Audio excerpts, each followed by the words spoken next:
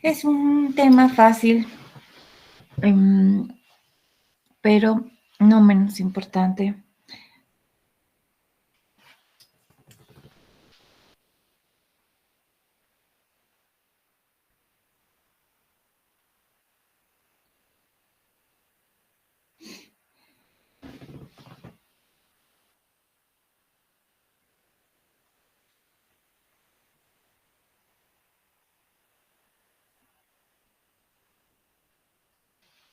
No menos importante, doctores, porque hay pacientes que vomitan todo el embarazo.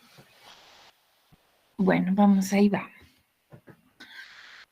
¿Cuál es el objetivo de que aprendan o que entiendan esta clase? Porque obviamente todos sabemos que las pacientes embarazadas vomitan, pero no es un hecho. Hay un pequeño porcentaje que no vomita.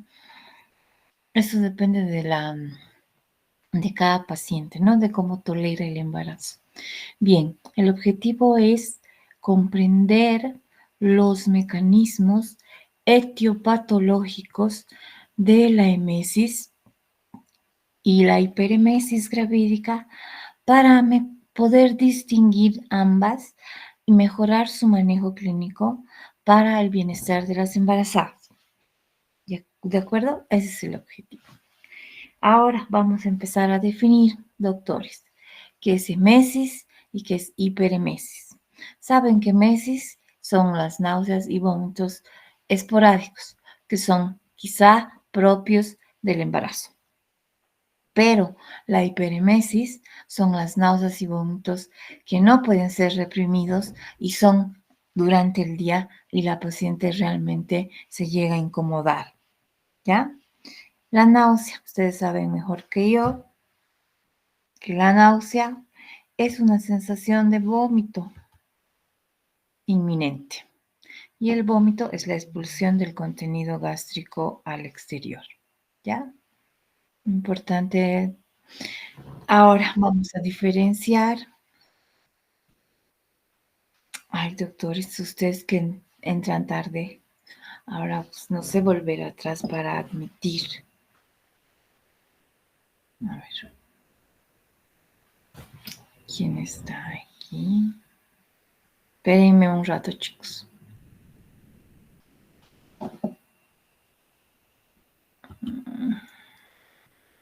Ya. Entonces, no entren tarde porque me cuesta volver a hacer.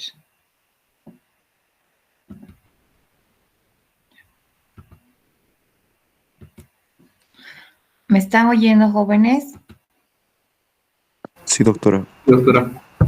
Listo. Entonces, los que sean, yo dije que temprano, en punto, para hacer nuestras cosas. Son 10 minutos ya y no, el último que admito. Bueno, sigamos.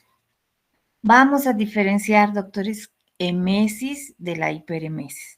Ya saben que hiper es muchas veces, ¿no es cierto?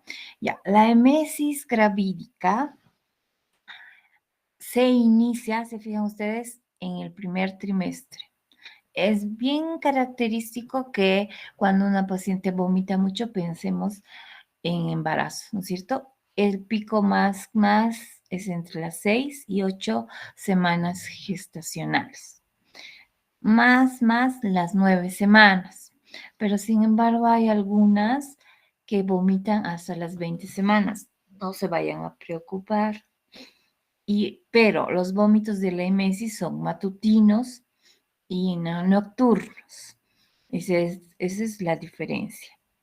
De predominio matutino. Además son esporádicos. Algunos días vomitan, otros no. No alteran el estado general. No impiden la correcta alimentación. Y no generan daños en la salud de la paciente. ¿Ya? Bueno, admitiré estos más jóvenes. Y a ver.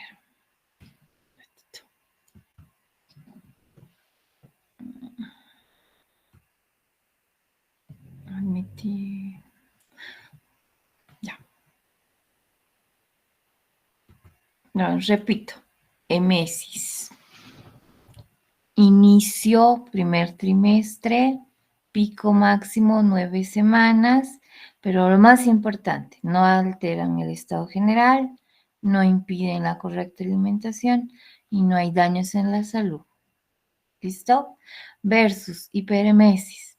Se inicia mucho más temprano, 2 a 4 semanas. La paciente vomita todo el tiempo. Ay, es el renegar. Ya, bien. Pongo admitir a todos, pero no admitir a todos.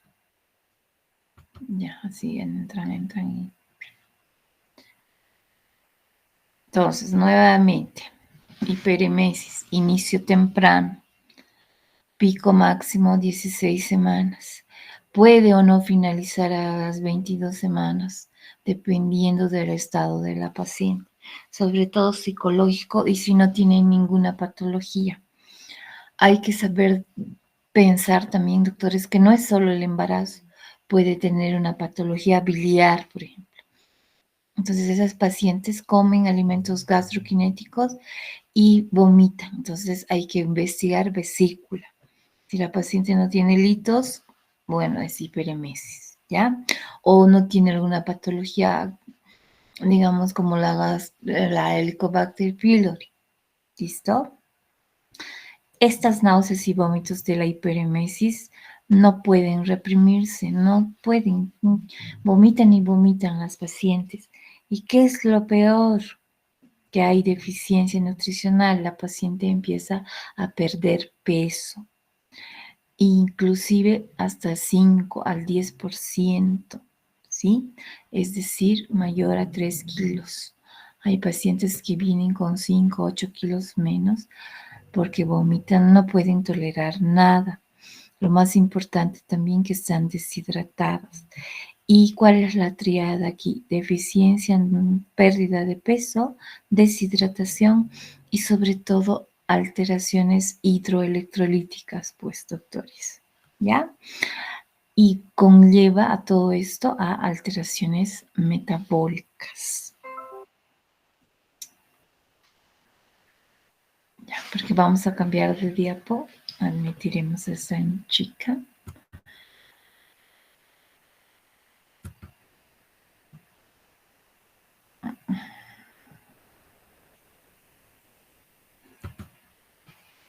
Ya, entonces tienen claras las diferencias. ¿Cuál es la triada de la hiperemesis? También tienen claras, ¿sí? Que hay trastorno hidroelectrolítico, trastorno metabólico y además pérdida de peso. Seguimos. La clínica, ¿cómo es de la emesis? La paciente está siempre despierta con sensación nauseosa, que puede o no llegar al vómito. Eso ya depende de lo que la paciente pueda hacer. Por ejemplo, algunas se ponen un dulce, toman algo frío y pasa, ¿ya? Antes de la náusea viene la cialrea. Hay epigastralgias, porque claro, el estómago está, digamos, relleno por la progesterona que distiende todos los órganos de músculo liso, ¿no es cierto? Y siempre tienen esto, aliento fétido, o repiten la comida de la noche anterior, entonces no toleran y lo vomitan. Su lengua está seca, puede haber erosión en los labios y tanto vomitar, la faringe puede estar seca y roja. ¿Ya? Esa es la clínica de la emesis.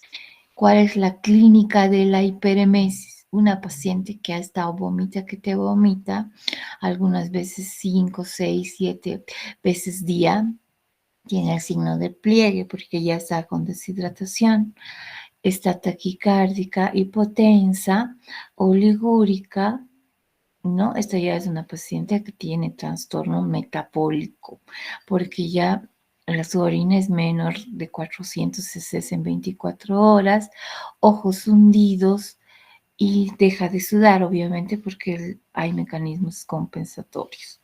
¿ya? Entonces, la hiperemesis realmente, si uno no la sabe reconocer y la manda a la casa de la paciente, puede traernos complicaciones hasta cetoacidóticas, doctores. Entonces, hay que saber reconocer, ¿ya? Bueno, ¿cuáles son los factores de riesgo? La edad de la paciente. Las pacientes a más temprana edad, cuando se embarazan muy jovencitas, vomitan más. Lo mismo que las pacientes que se embarazan tardíamente. A lo mismo que las pacientes que están muy ansiosas del embarazo, logran el embarazo y vomitan y vomitan. ¿Por qué? Porque temen perder, entonces hay una alteración psicológica en estas pacientes. Y hay que acompañar con psicólogo, ¿ya?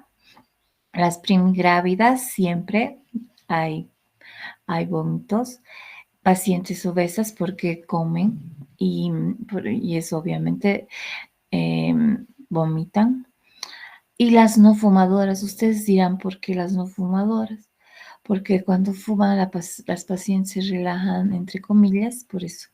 Y cuando dejan de fumar o no fuman, ahí está el vómito.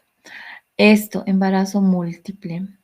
Todas las pacientes que tienen embarazos gemelares o embarazos de triples vomitan, porque bueno, hay mucha más liberación de la hormona coriónica, gonadotropínica coriónica humana, ¿no? Por genética también, las nulíparas también, se da, perdón, en hiperemesis es más común en las nulíparas y en las pacientes con anormalidades fetales. Les voy a preguntar, ¿en quiénes es más común? La hiperemesis en la nuliparidad, cuando no ha tenido y se embaraza, y cuando hay anormalidades fetales, por, por la alteración de los pulsos de la hormona, ¿ya? De la gonadotrofina. Listo, pasamos.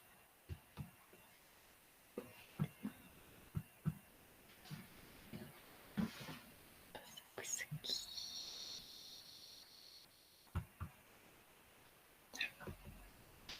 Bueno, aquí nuevamente les he puesto factores etiopatogénicos de la hiperemesis gravídica.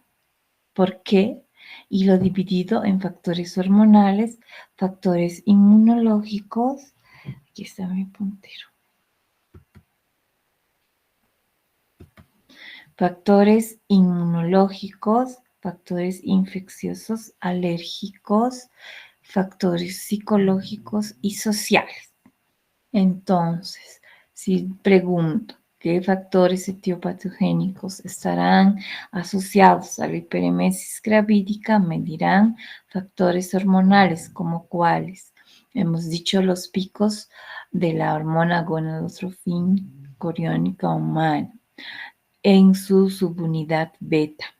Además, aumento de valores de estrógenos y prolactina. También de progesterona. Y hay un déficit de la hormona corticosuprarrenal durante las primeras semanas del embarazo. Bajan los valores del colesterol total y de la LDL. Y bueno, esto es para los residentes, pero hay también baja de apolipoproteínas tipo A y B. Y no se olviden que en la primera etapa hay un hipertiroidismo transitorio. Entonces, esos son los factores hormonales. Factores inmunológicos. ¿Por qué vomitan? Porque hay valores elevados de la adenosina y el factor de necrosis tumoral tipo alfa, ¿ya? No se olviden que también durante el embarazo hay disminución de los linfocitos T y helper 1, helper 2. Y además hay valores elevados de la interleuquina 4. Esos son factores inmunológicos. Factores infecciosos, hemos dicho, aparte de problemas de la vía biliar, hay infecciones por el Helicobacter. Estas pacientes que tienen Helicobacter y reflujo, van a vomitar todo el embarazo. Entonces, de una, o se las trata después de las 20 semanas o vamos a tener problemas, ¿ya? Alérgicos, son todo lo que la placenta libera, hay alergia, ¿ya? Factores psicológicos, hemos dicho, esas pacientes ansiosas, esas pacientes que son histéricas o conversas, y además pacientes que están muy estresadas somatizan por el vómito. Entonces hay que tratar o acompañar con psicología, o pacientes jovencitas, inmaduras, muy dependientes de la mamá. Todos estos factores hacen que vomite más. Y factores sociales, primíparas, adolescentes, pacientes mayores de 35 años, porque están muy ansiosas, mujeres solas que no están acompañadas de la pareja. Por eso cuando vienen y les dicen vomito mucho, hay que preguntarle, ¿y usted tiene pareja o está sola? Para que la hagamos con acompañamiento respectivo y el apoyo. Hemos dicho obesas, no fumadoras y la raza negra, ¿ya? ¿Cómo es la fisiopatología del vómito? En el cerebro hay un centro del vómito que está a nivel de la corteza cerebral. Y este centro del vómito recibe estímulos serios del estómago, del tracto digestivo, o lo que se llama impulsos aferentes viscerales del tracto digestivo, lo que gatilla una zona quimiorreceptora que está aquí y se produce el vómito. Entonces, fisiopatológicamente es así. Recibe el centro del vómito impulsos aferentes viscerales, ¿de dónde? Del tracto gastrointestinal, estimula eso, que lo que gatilla a la zona quimiorreceptora y se produce el vómito. Esa es la fisiopatología, ¿ya? Hormonalmente es así, porque hay aumento de la fracción beta de la hormona gonadotropina coriónica humana, además de que hay aumento de estrógenos y progesterona, ¿no? ¿Qué pasa? Que la proporción, la fracción beta sobre todo, estimula o hace estímulos a nivel del sistema gastrointestinal superior y sobre todo en la vía secretora, y esta va a producir obviamente el estímulo a nivel de la zona quimiorreceptora y por ende va a vomitar la paciente, ¿ya? No se olviden que no está en un solo lado, ¿no? Sino que las hay en distintas partes de la corteza, este centro del vómito. Está también en el hipocampo, hipotálamo y tallo cerebral, o sea que cualquier estímulo se va a estimular en todas estas áreas. Ya, chicos, ya seguimos. ¿Cuál va a ser nuestro diagnóstico? Bueno, todo está basado en la historia clínica que le vamos a hacer a la paciente, que estas semanas me imagino que en sus prácticas han estado haciendo. Y hay que preguntar o directamente ella nos comenta que vomita. Y el cuestionario PUQE es el que vamos a hacer y les voy a indicar enseguida. El HELP no, porque eso es más de especialidad, ¿ya? Siempre hacerle un hemograma. El hemograma acompañado de un ionograma, doctores. También ver el perfil renal, no se olvide, porque también en la deshidratación hay alteración, ustedes saben más que yo, de la urea y la creatinina. Entonces hay que ver cuán alterada está, ¿ya? Bioquímica, un parcial de orina, una ecografía, para tranquilizar más que nada a la mamá y decirle que está bien el embarazo, hacerle un acompañamiento psicológico que ustedes lo hacen bien. ¿Cuál va a ser el diagnóstico diferencial? Hemos hablado ya antes, pero ahora lo voy a ir desglosando, ¿ya? en diagnóstico cuando la madre tiene alguna patología médica o cuando la madre tiene alguna enfermedad ginecológica o obstétrica. Entonces, cuando hay patología médica y es trastorno digestivo, cuando es colicistitis, apendicitis, pancreatitis, obviamente uno tiene que ver el cuadro de cada paciente, ¿no? Yo solamente voy a nombrar las patologías. Además, cuando puede obtener infecciones agudas o, por ejemplo, una pielonefritis, las pacientes están nauseosas y vomitan. Alteraciones neurológicas, ¿no? Todo eso es de acuerdo a cada paciente. Urológicas, cuando hay cólicos nefríticos, pielonefritis, ya habíamos dicho. Endocrinas, cuando es una paciente hipertiroidea, cuando está en acetoacidosis, cuando hay insuficiencia suprarrenal. Todo esto conlleva que haya vómitos, más un embarazo, obviamente.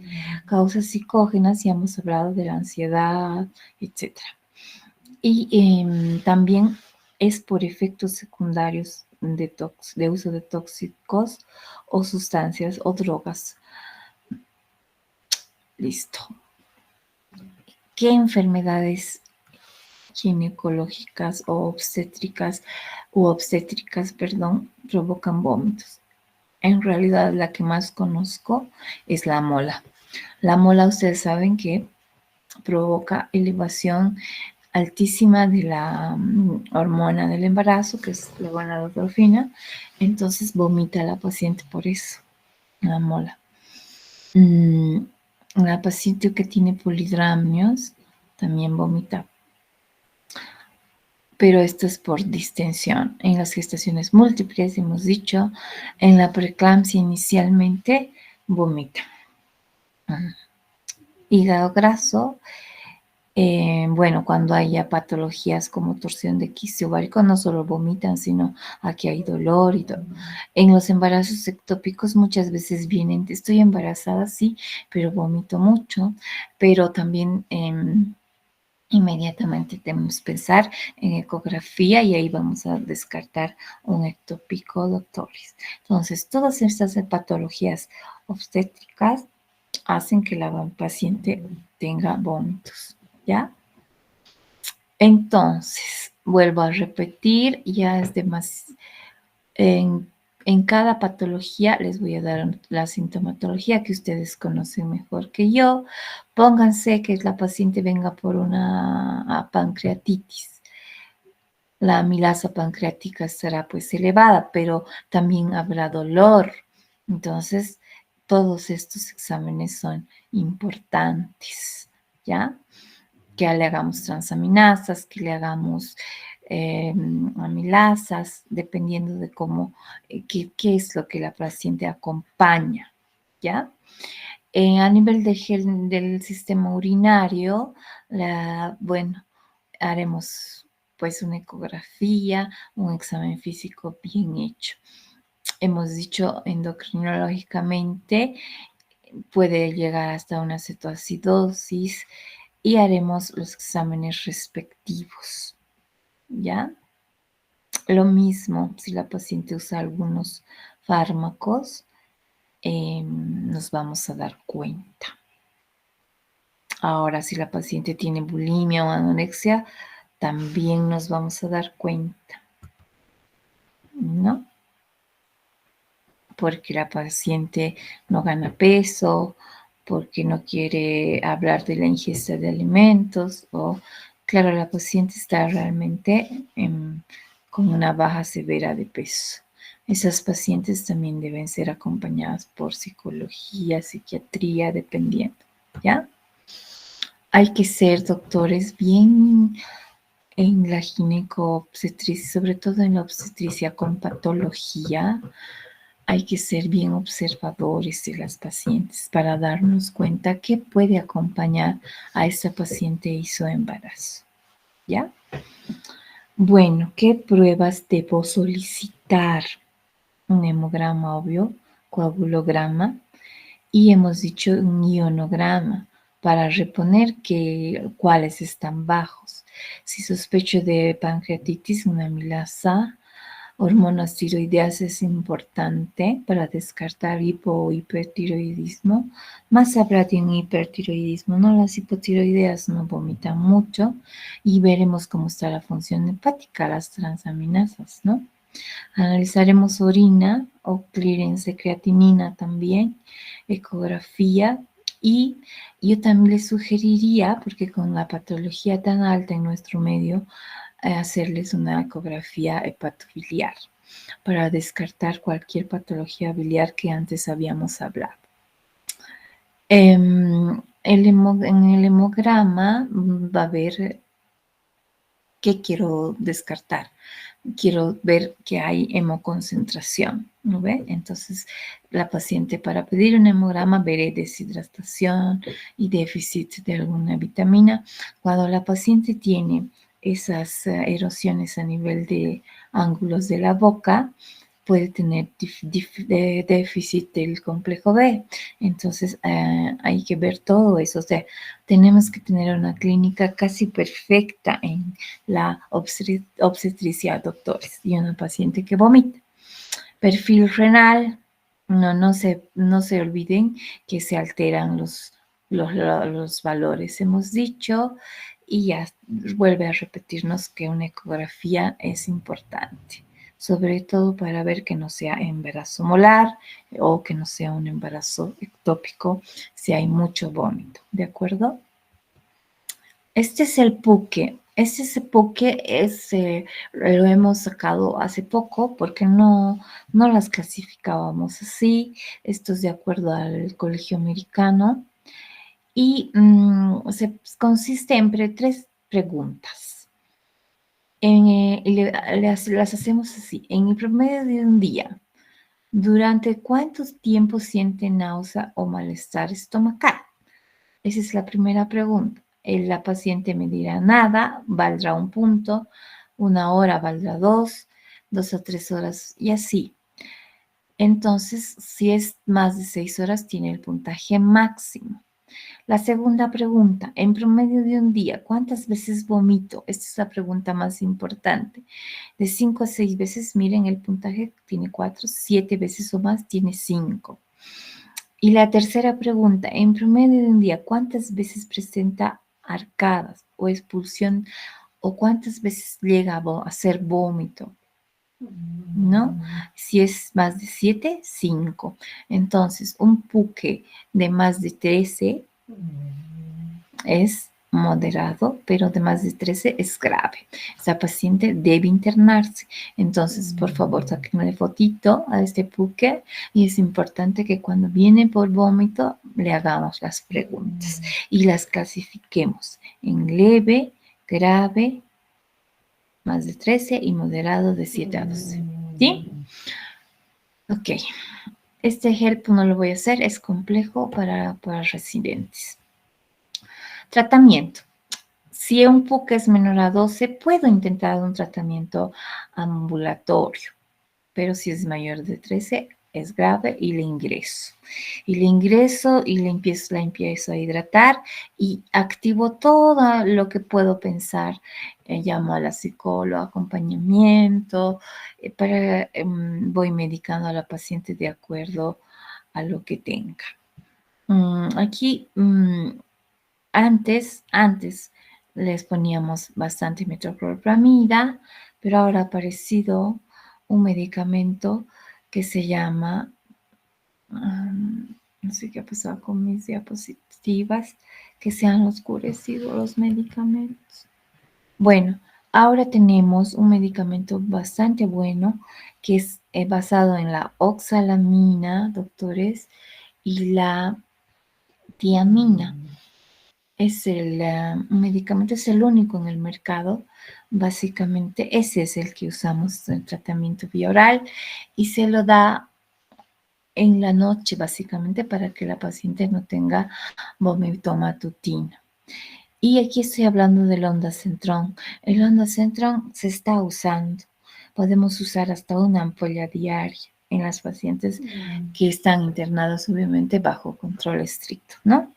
El de la oxalamina y el otro es vía oral, podemos usar en las leves. ¿Ya? ¿Cuál es el algoritmo que o el mapa conceptual que les gusta tanto hacer para que lo tengan en sus cabecitas? Náuseas y vómitos en la gestación, hay que hacer una buena anamnesis, una buena exploración física y puedo complementar, ¿no? Si hay duda diagnóstica, ¿ya? Y voy a diferenciar emesis de la hiperemesis siempre. Emesis del embarazo, hago medidas, hemos dicho, higiénico-dietéticas. La mando a la casa con una dieta especial, líquidos a tolerancia, qué sé yo. Ya, si ceden los vómitos, la veo nomás. Pero si no cede, inicio farmacoterapia. Inicio midazolamida. Si mejora, bueno, continúo y voy retirando de a poco la medicación. Pero si no, ¿qué hago? Descartar hiperemesis gravídica, descartar patología asociada y podemos hacer una derivación, atención especializada, de acuerdo a la patología que le encontremos, o si no, derivación a psicología, siempre acompañada de mí, ¿ya? Bueno, si es hiperemesis, si es emesis sin patología, pero si tiene alguna patología, bueno, hay que hacer un tratamiento respectivo. Si la paciente tiene vesícula biliar o litos vesiculares, se la operará, pero recomendamos después de las 20 semanas. No es recomendable antes por el peligro de amenaza de aborto que conlleva. Pero también, doctores, les comento que en una cirugía con un embarazo pequeño hay riesgo de pérdida, riesgo de que haya contracciones y riesgo de taquicardia severa en el bebé, sobre todo en esas pacientes que van a ser sometidas a sedación general. ¿Ya? Eso, ¿qué complicaciones puede tener una paciente si no se trata? Puede hacernos ictericia, obviamente el trastornos hidroelectrolitos, llevarnos a una cetoacidosis, además llevarnos a una desnutrición severa y déficit de vitaminas y hasta hacernos alteraciones hemorragíparas o de coagulopatía, ¿ya? Son bastante graves y debemos saber reconocer e internar. ¿Cuáles son las potencialmente graves? Que tenga hematemesis la paciente, ¿sí? Que ya la úlcera sea pues evidente, entonces hay que internarla, que por causas mecánicas vomite, o sea, por distensión uterina, que provoque lesiones renales. No se olviden que la deshidratación severa provoca lesión renal. También hay alteraciones a nivel de la conciencia y esto es lo peor, que se broncoaspire la paciente y por último haga encefalopatía. Les he puesto este HELP porque esto necesita ayuda, necesita que hagamos un manejo conjunto, digamos con terapia intermedia o con medicina interna por lo menos, pero mejor terapia intermedia porque ellos manejan mejor la cuestión de los iones, control de volúmenes, etcétera, ¿no? Entonces, solos no se dejen con una paciente que vomita severamente, hay que siempre acompañarse de otras. Y si están solos en el campo y la paciente vomita y no tienen más ayuda, pues derivación, ¿ya? Esas son mis referencias, doctores. Gracias por escucharme.